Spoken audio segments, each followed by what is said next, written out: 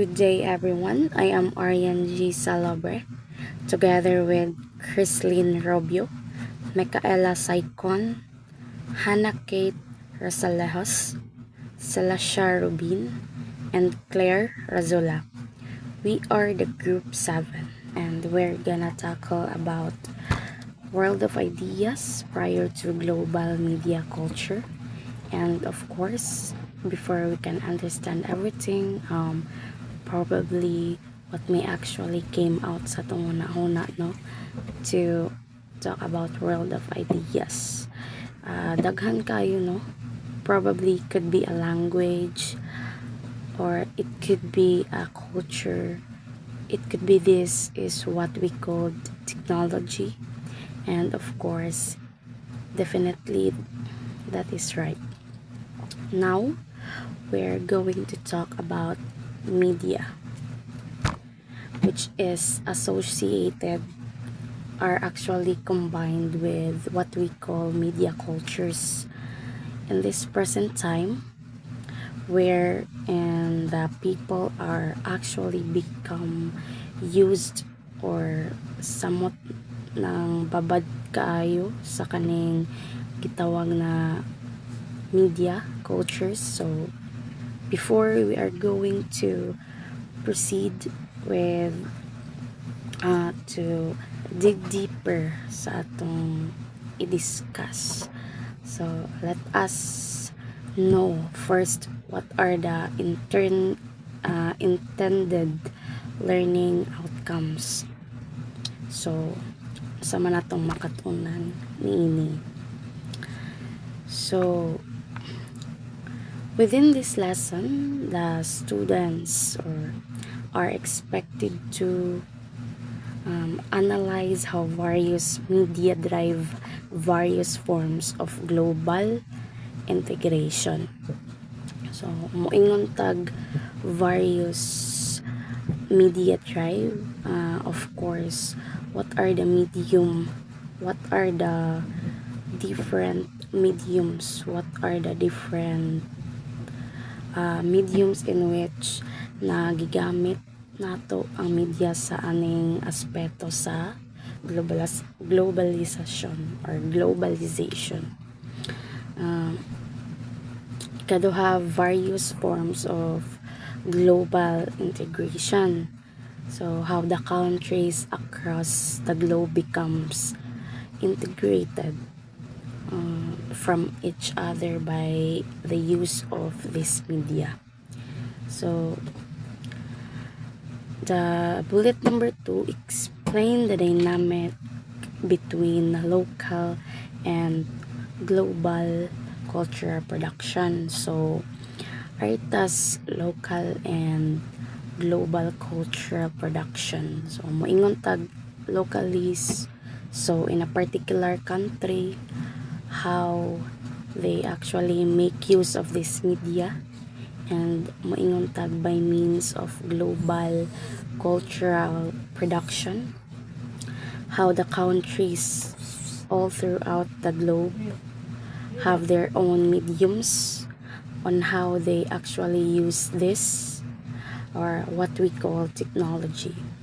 So okay, maumangyod nino kay dako man kaayo ang kalibutan kung moingon tag media. So it has something to do with various aspects. Could be social media can help, no, and it could be that the people themselves, like a reporter, like that. So globalization. So now we are going to discuss that one here, globalization and media, creating the global village. But this particular village is quite different from terminology that we use commonly used in English, like ministry village.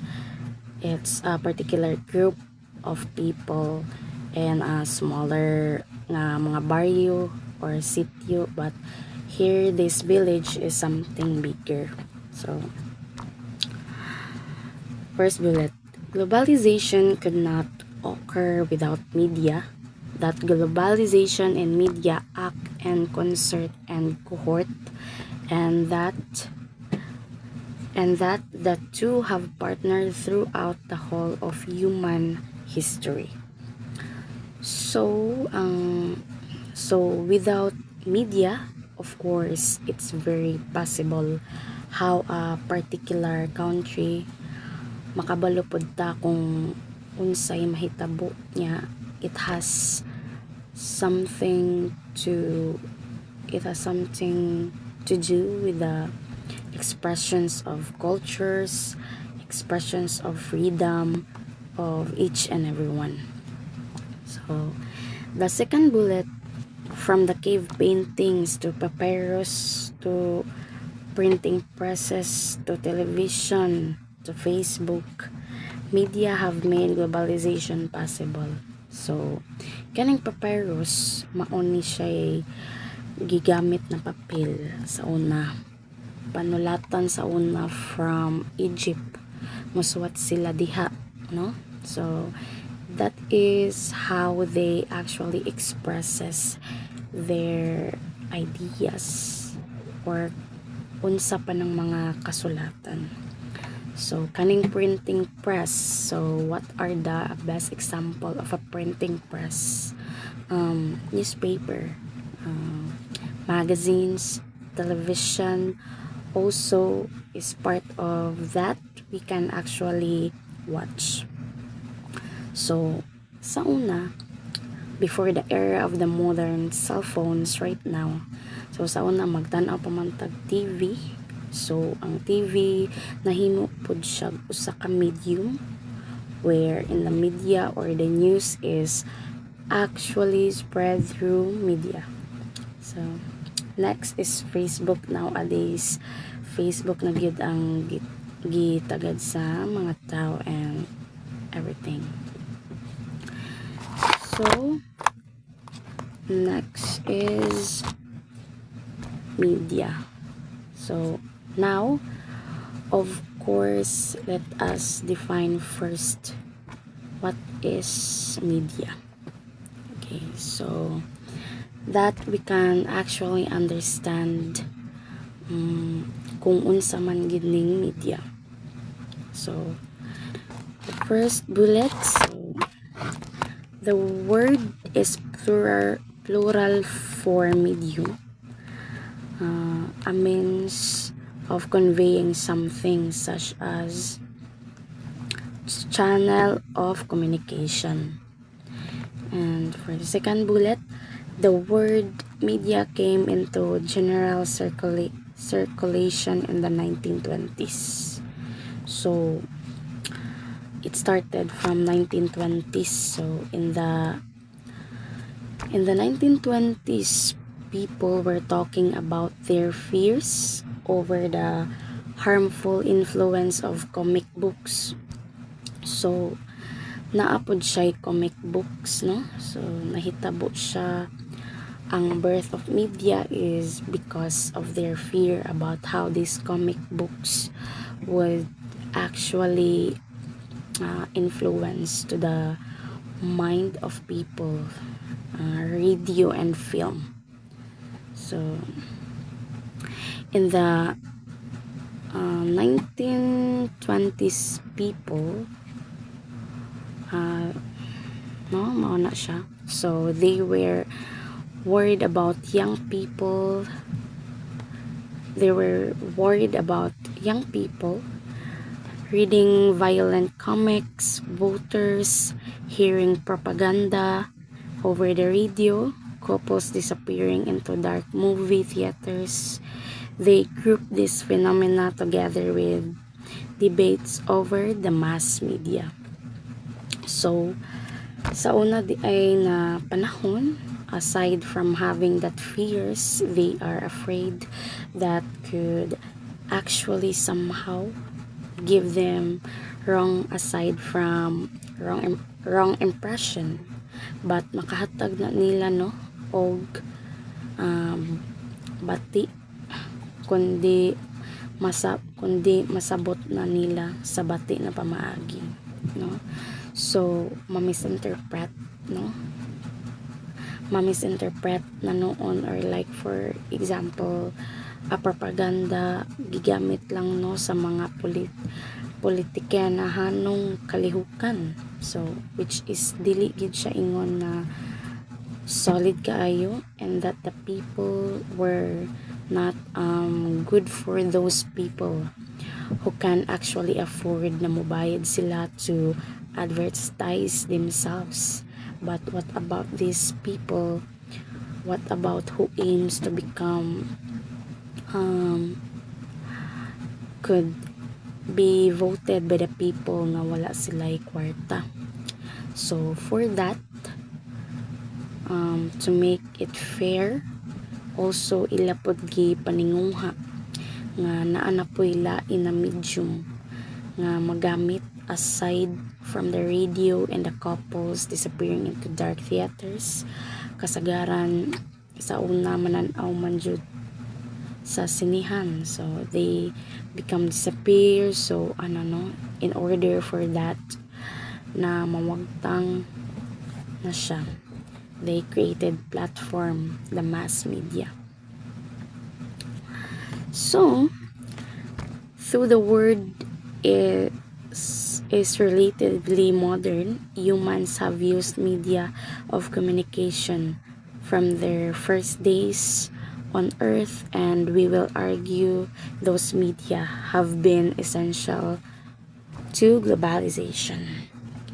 So even before the the modern world, ang human already use media. So well, you agree with that? Of course, yes. Sa unang expression sa tao, for them to be able to communicate, like for example moingon tag mga karaan ng mga tao sa Ehipto, how they represent the kind of life that they are living during their time. Of course, ilan nang ikulit sa bato, and undeniably we are going to take a look at it. It's a form of media. Now they are sharing the ideas, how they live their life on that day. Okay, now let us proceed to the next slide. So during the 1920s, it's very important because this is a significant year mentioned about it. Also roaring 20s, how they give importance the media. So sa inyong nakita diha sa picture, no, there's a theater na ay theatrical diha a presentation, and there is these people who are actually listening using headset. They are listening radio or listening music, and The Great Gatsby. So naa siya'y comics. So the next slide, the Roaring 20s. So what are the very significant event during the Roaring 20s? So was a time when many people defied prohibition, indulged in new styles of dancing and dressing, and rejected many traditional moral standards. So unsa man ning ginatawag nga many traditional moral standards? There are moral standards on in which the people old to behave acceptable to each culture.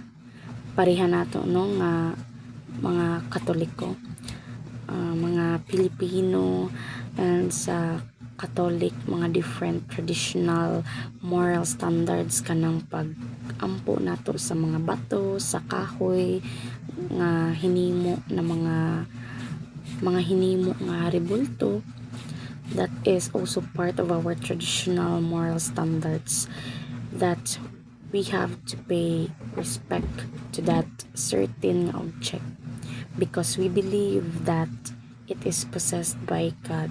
Okay, and other forms that that the way we practice na pagmamano or mo bless, no, sa atong mga ginikanan sa pamilya, and sa mas maguwang panato,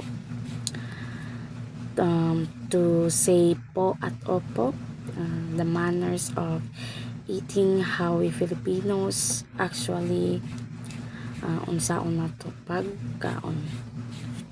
The next slide. So another definition of globalization with a mix of media. So globalization and media, two words that only came into usage in the 20th century, capture practices that have roots deep in the history of humanity. Humans have always been globalizing, though they have not used that word, and humans have always been communicating with media, though they have not used that word. So even if sa ato sa una nga panahon, even though dili pa kaayo nababad ang media, but it was already understood that the certain communications and the way the people actually expressed their ideas is already there. So now, even in this present time, naatay mga cellphone. So globalization is defined as a set of multiple uneven and sometimes overlapping historical processes, including economics, politics, and culture, that have combined with the evolution of media technology to create the conditions under which the globe itself can now be understood as an imagined community. So, dayon tay gitawag na imagined community. So, ang ideas mga tao, the way they express that one, so, and plus the understanding and the event of the technology, maunay nakatabang nato, no, sa mga tao, no, to become more globalized, maingon tag globalized, borderless sa una if they can afford to express their ideas in the way that it can only be shared to a limited group of people. So right now, because there is invention and there is this what we call development of technology, so everything becomes more easier, more possible, and everything is maabot ra gyud nato, no? And pwede karon if someone is especially especially a person like a president would actually tell something about his ideas in a particular country, it can easily spread no matter of minutes. Dili na sama sa una wata kahibaw kung unsay gistorya sa mga karaan na leaders, no? So kung unsay gistorya sa mga kuan nato, mga niaging mga leaders. So dugay kaayo, no, kay wala pa may social media ato, so wala pa technology, but right now the technology was already developed and it's everything becomes so easy. So easy na kaayo nato na maka-access sa ubang tao. So, good day everyone. I am Christine Robio and I'm I'm gonna discuss about evolution of media and globalization. Scholars have found it logical and helpful to organize the historical study of media by time periods of stages. For example, the Canadian theorist Harold Innis, 1950, Marshall McLuhan's teacher writing in the 1940s and 1950s, divided media into three periods: oral, print, and electronic, while James Lowe of 2000, writing at the close of the 20th century, added digital to those three. Tiltantanin, 2005, places script before the printing press and breaks down the electronic period into wired and wireless for 6 period. To explain the evolution of media and globalization, so researchers find it useful to divide the history of media into different time periods or stages. So, ang mga researchers, gina-divide nila ang history of media into different time periods or stages to help us understand how media change over time. So, for example, kang Harold Innis, he is a Canadian thinker from 1950s, came up with a way to split media history into three main stages. So that is oral, which is ang kanang spoken communication, pagsulti. Then the next is print, which is ang kanang books or newspapers. Then the last one is electronic, which is ang kanang magamit na og electricity, which is ang radio, TV, or unsa pa na din ha. Then later on, is only follow si James Lowe, which is around 2000. He said that with the rise of digital technology, or like that gitawag sa karon nga panahon og internet, giada niya ang different time periods or stages sa media, which is ang diri na nasod ang digital media. So now we have an oral, print, electronic, and digital. Then sunod ni follow si Terhi Rantanen in 2005.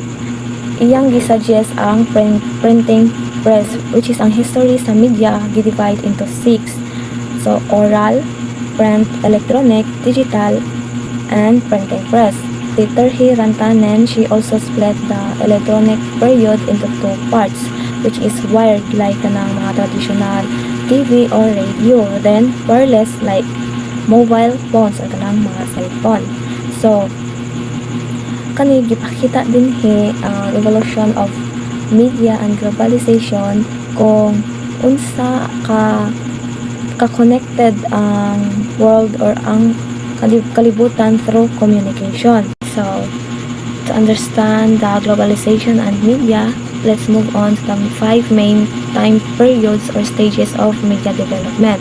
So the first one is oral communication. So ang kaning oral communication, muna siya ang oldest way of humans on how humans communicated. Magka-communicate ang mga tao, syempre by talking, sa pagpamaagi sa pagstorya. So, imong huna-hunaon, before na ang writing o printing, ang mga tao gina-share nilang stories or ideas or ang ilahang knowledge just by speaking to each other. So, gitawag na siya og oral communication. So, ang oral communication, it's super old, going back hundreds of thousands of years. So, pinakatigulang ni siya na kanang types of media communication.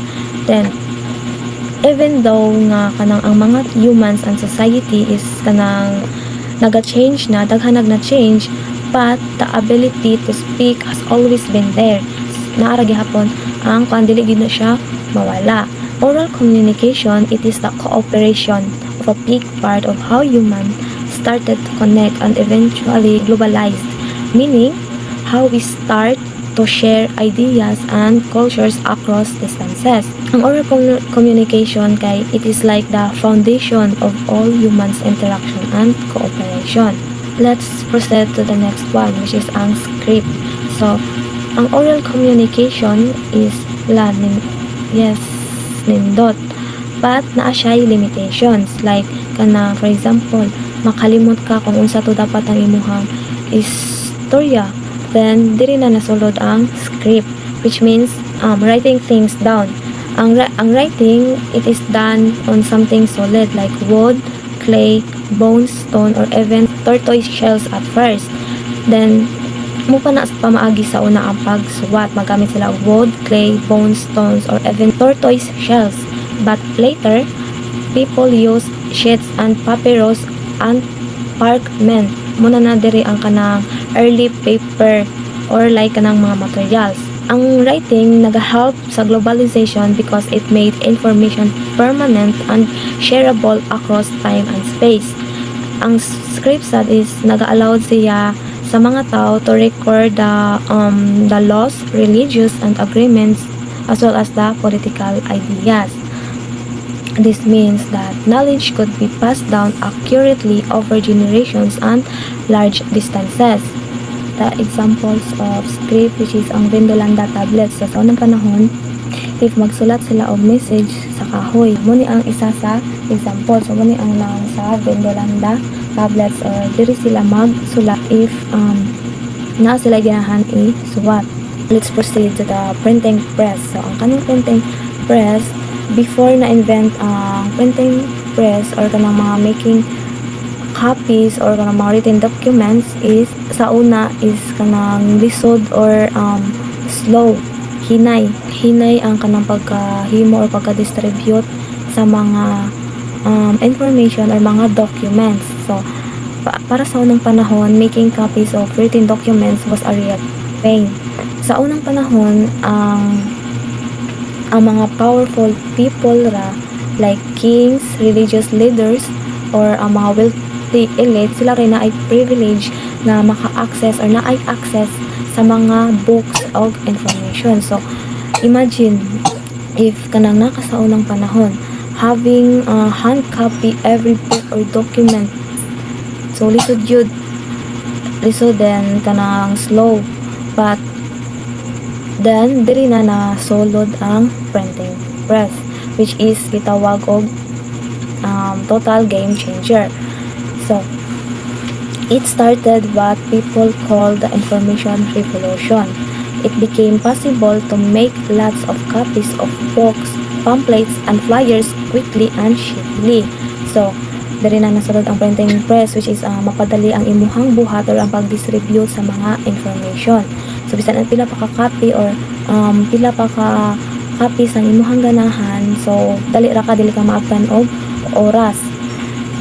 Then, ang printing press is kanang first is wooden movable blocks pa na siya sa movable blocks na siya in China.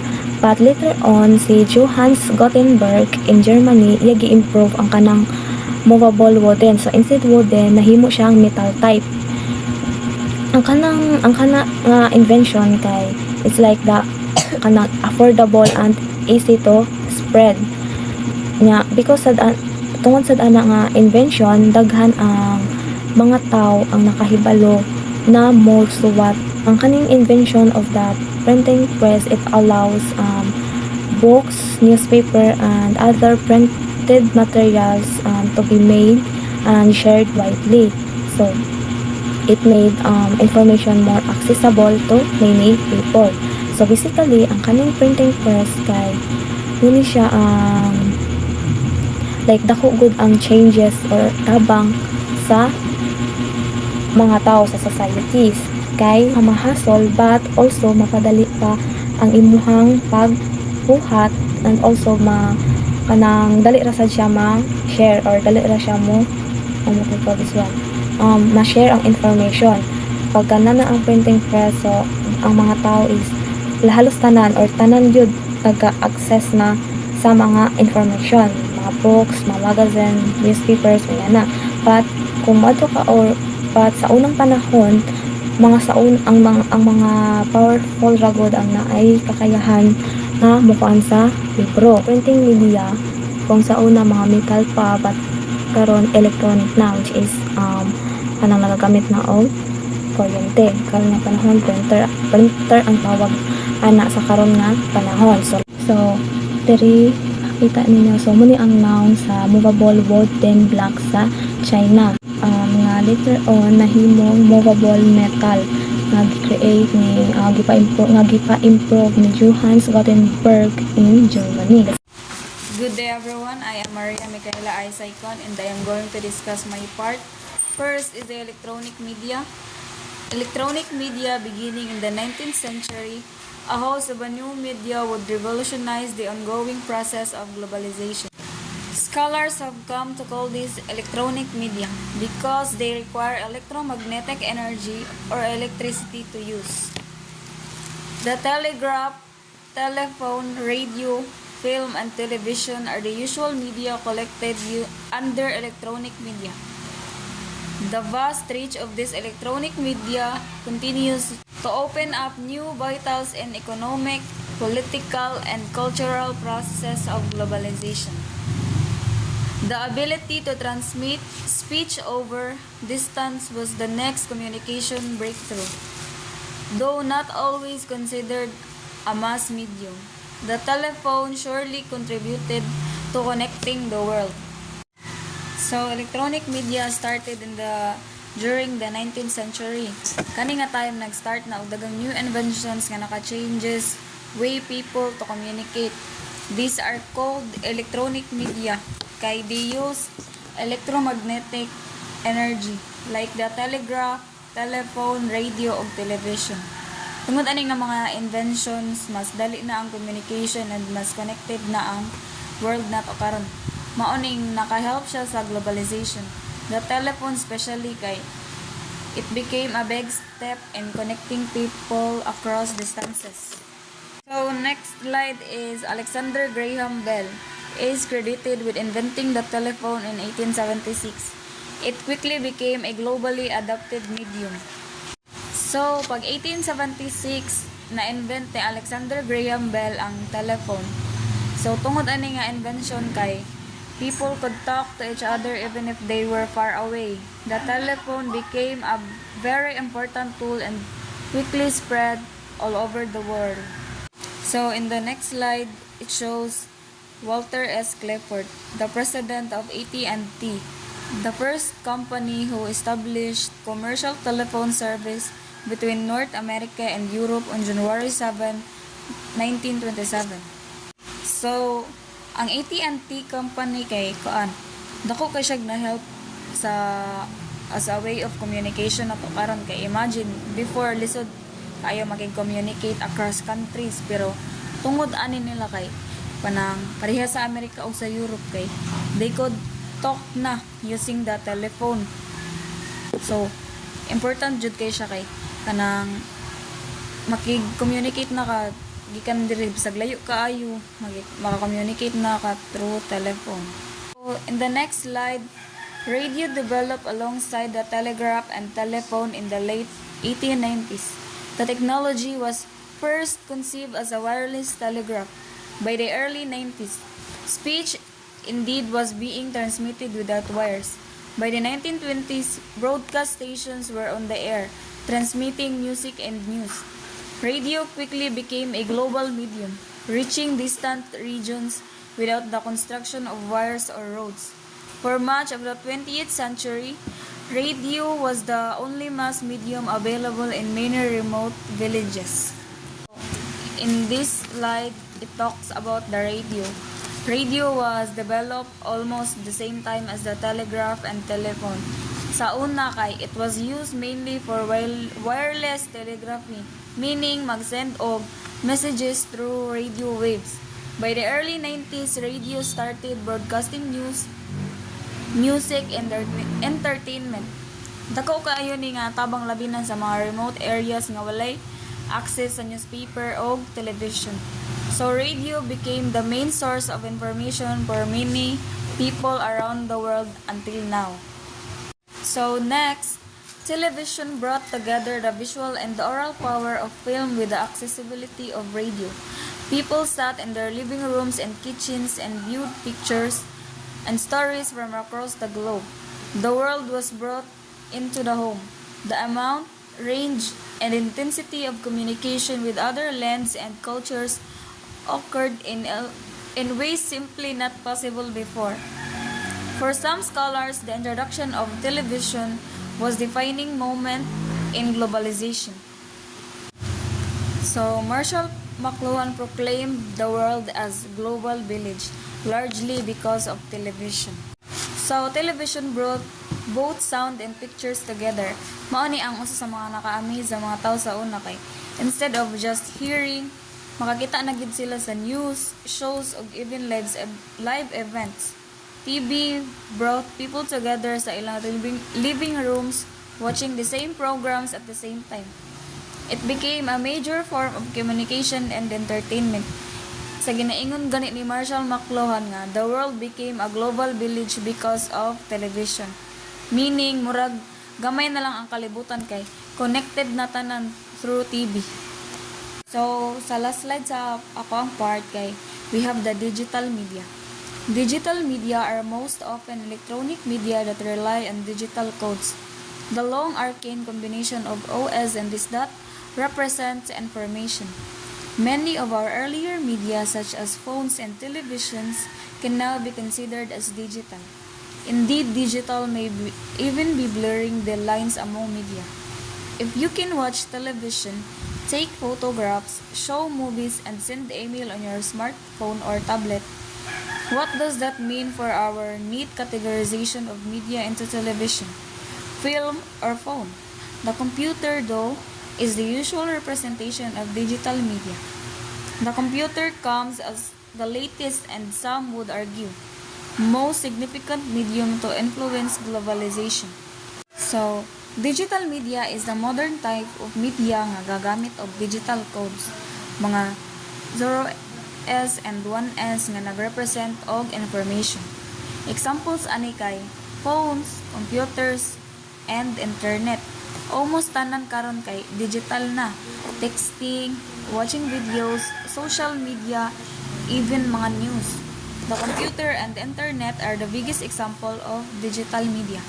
These technologies made globalization even faster and easier. Kay we can now communicate and share information instantly anywhere in the world. So, maura to ang ako ang part guys. Unta ka na. Narami na sabtan. Thank you. Nya ang mo continue kay si Razola. Good day, everyone. Today, I'll be reporting about global imaginary and global village, as well as the roles of media in economic, political, and cultural globalization.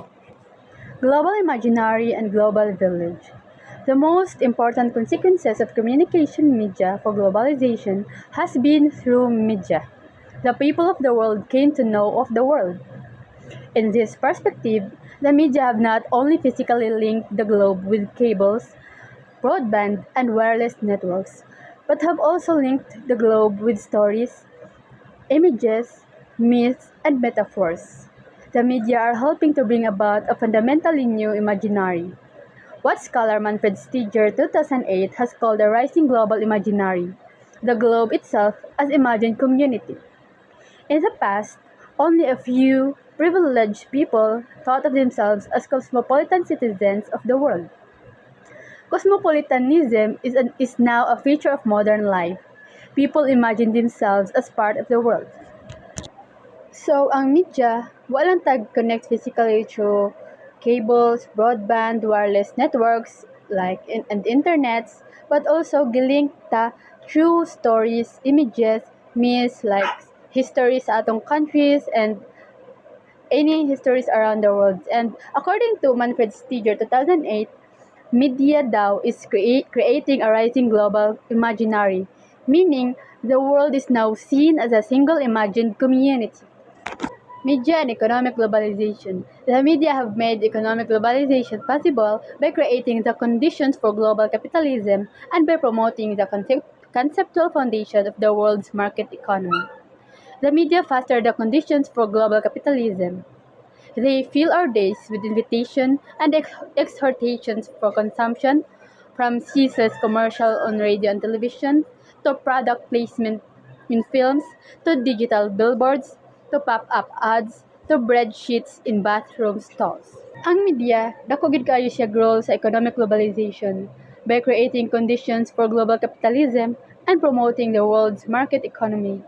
So kada adlaw ang media nag-encourage nato to consume from TV commercials, sa billboards, sa pop-up ads like sa YouTube, even sa Facebook kay naa ni mga ads, and product placements in movies to digital advertisements.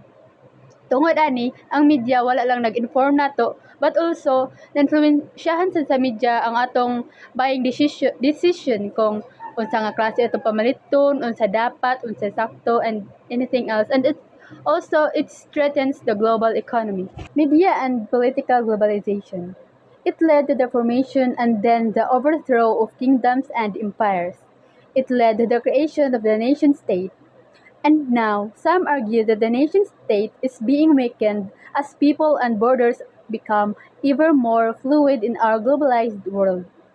Some argue that transnational political actors from NGOs or non-governmental organizations like Greenpeace to corporations to the United Nations now rise in prominence in our age of globalization. In an age of political globalization, the opposite hypothesis appears to be true. Governments shape and manipulate the news. New media do indeed complicate politics. These new media have characteristics: mobile, interactive, discursive, and participatory with dramatic political implications. Because of the low cost and ease of posting text, photos, video, music, and other material online, digital media allow for the possibility of multiple, varied voices and views that can be challenged and question those in power. It is according to Shirky 2008. Citizens worldwide can post photos and dispatches from breaking news events via cell phones, computers, and webcams. Activists around the globe can exchange information online and coordinate plans. Bloggers and online newspapers can find new outlets and audiences to challenge government and authority. New media is interactive and participatory, meaning anyone can participate and the access is not limited. So anyone kay pwede ra siyang maka-comment, pwede ra siyang maka-share. And because of its low cost, for example lang kay Facebook, ang mga tao kay free ra nga makapagawa sa ilang mga gibati o sa ilang opinion about politics, mga post o pictures about sa ilang bias, kinsa ilang gusto nga suportaan o dili nila gusto suportaan. And also, free ra kayo maka-share sa mga issues sa mga balita and challenge those in power. Also, citizens, activists, bloggers, and online journalists can now spread information quickly, making politics more open but also more complex since, syempre, mag-post ka dira sa imong bias, di na may mga mo against or nagpataka ba ka darog post, nag-bash ka sa uban nga party list, sa uban nga mga politiko, then it can cause arguments like magbawsanan og post or mag-argue sa comment section. And media and cultural globalization. The media, on one level, are the primary carriers of culture. According to John Nederveen, there are actually three and only three outcomes with which to consider the influence of globalization on culture. It is not stated in the PowerPoint presentation, but these are the following. First, the cultural differentialism, or also called as cultural diversity. This means culture remain different and unique even with globalization. For example, even with Western influence, Filipino culture still has its own language, festivals, and customs. Second is the cultural convergence, or also called as cultural homogenization. This is when different cultures become more alike or blend into a single dominant culture. For example, wearing jeans, listening to Western pop music, and eating at international fast food chains like McDonald's are now common worldwide. Third, or the last, is the cultural hybridization, or also called as cultural mixing. This happens when local and global cultures mix to form something new. For example, Filipino fast food mixes local flavors with foreign styles, like spaghetti with sweet sauce at Jollibee. So, media and cultural globalization. So, we have three different types of cultural globalization. The first one is cultural differentialism. Cultural differentialism suggests that cultures are different, strong, and resilient. Distinctive cultures will endure. So, ang cultural differentialism daw kay kanang mga different gani like religions, language, mga different culture. Diba naman mo sa mga culture, mga nana. So, for example,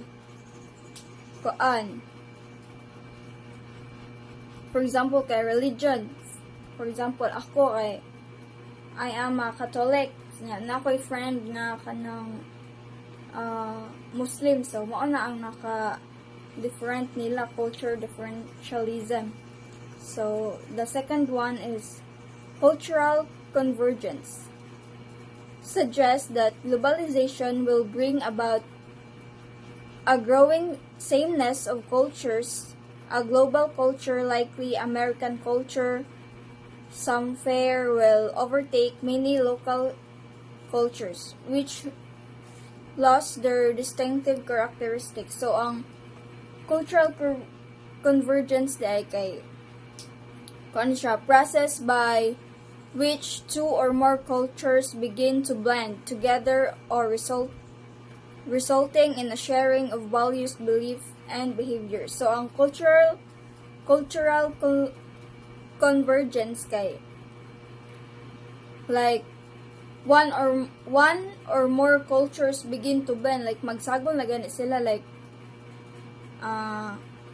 mag-sharing of beliefs, mag-sharing sila behavior, like kanang for example, ang fast food like McDo and Jollibee, like mag-usa naman na sila, mag-blend na sila.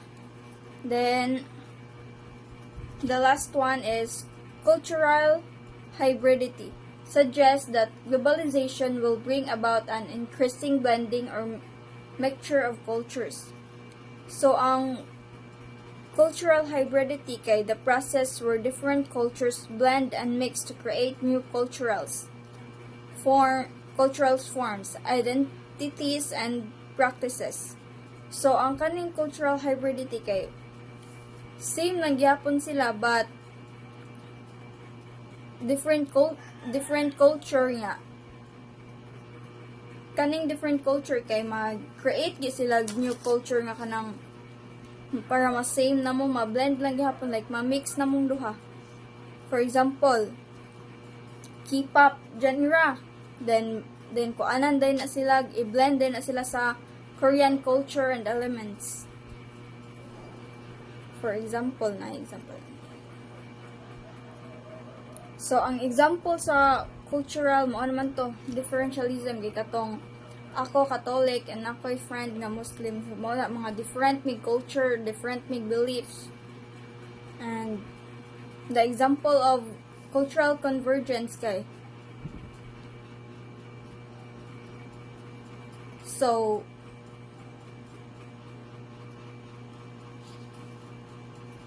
ang cultural convergence kay kanang like sa una kay ang atong sulti gyud kay kanang Bisaya, din karon kay nanang gani siya kanang sago like English na and Filipino.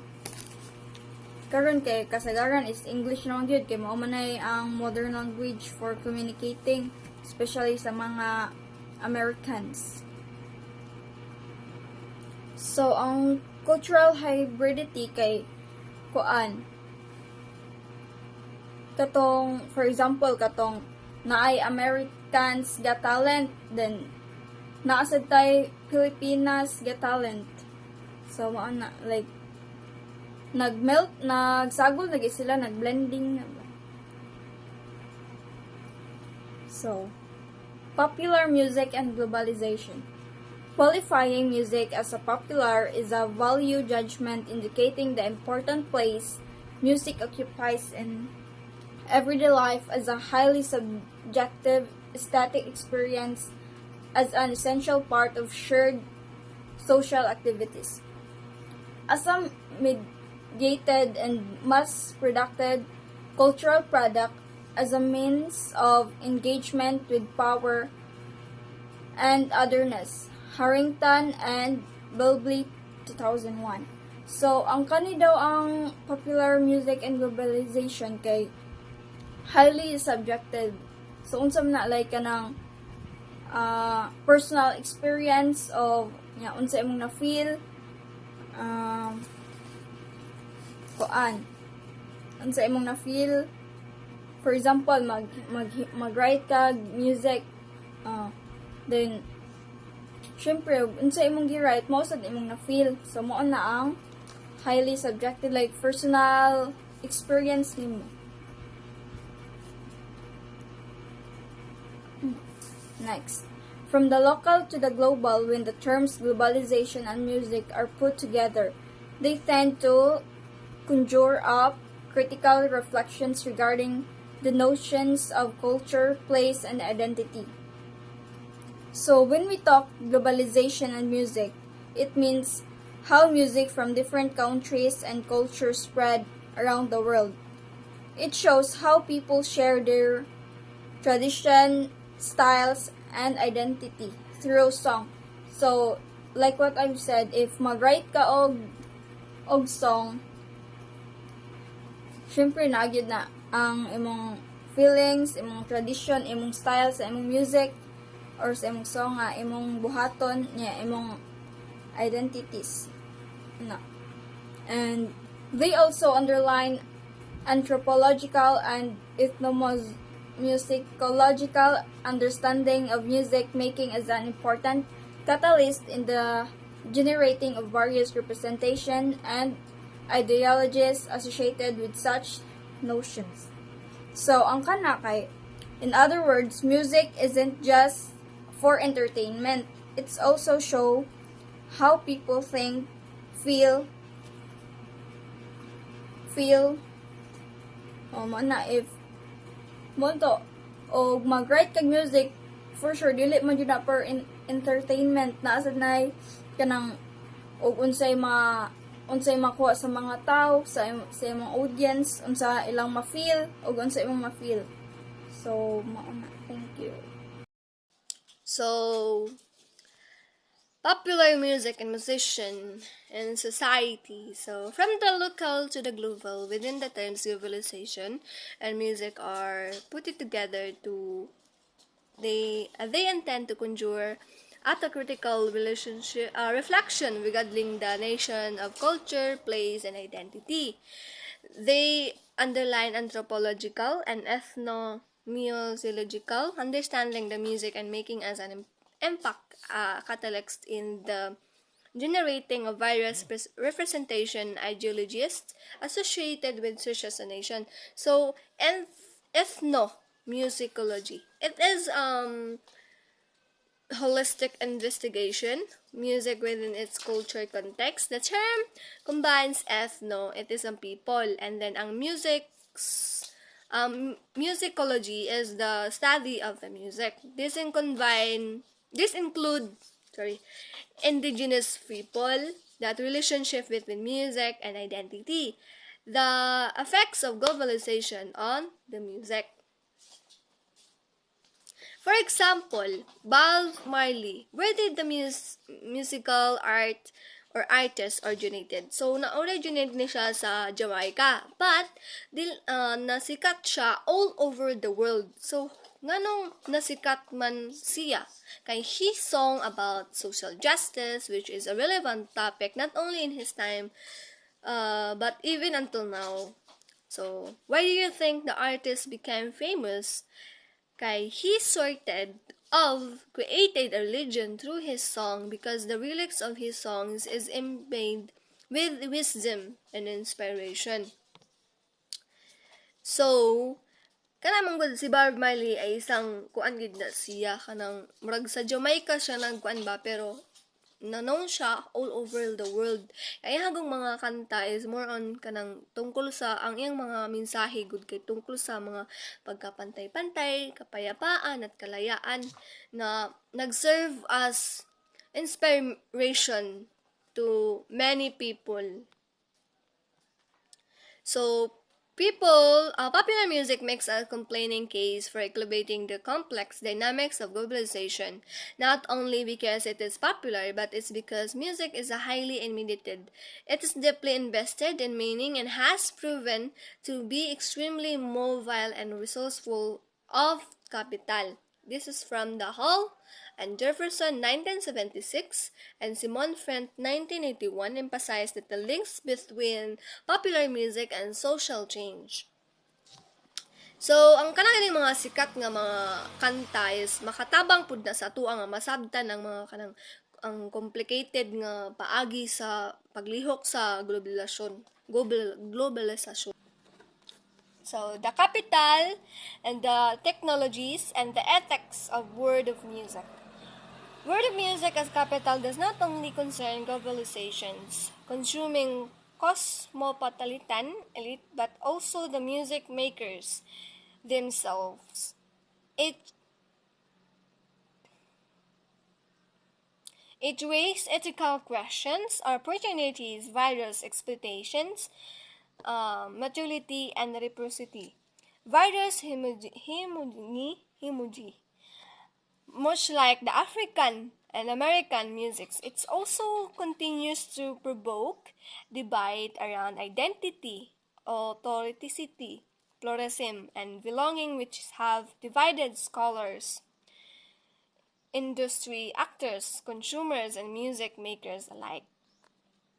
So, with regards to the music, Gardenia Bourne and David Hemsworth argue cosmopolitanism has led to mystification of plurality as embedded in the increasing function of musical styles and tradition.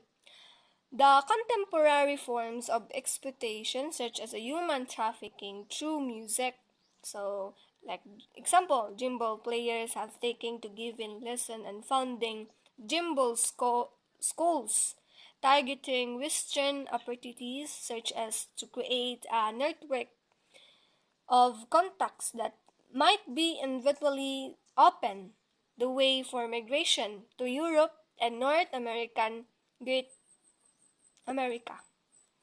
It is Great 2013. Thank you. That's all. Thank you.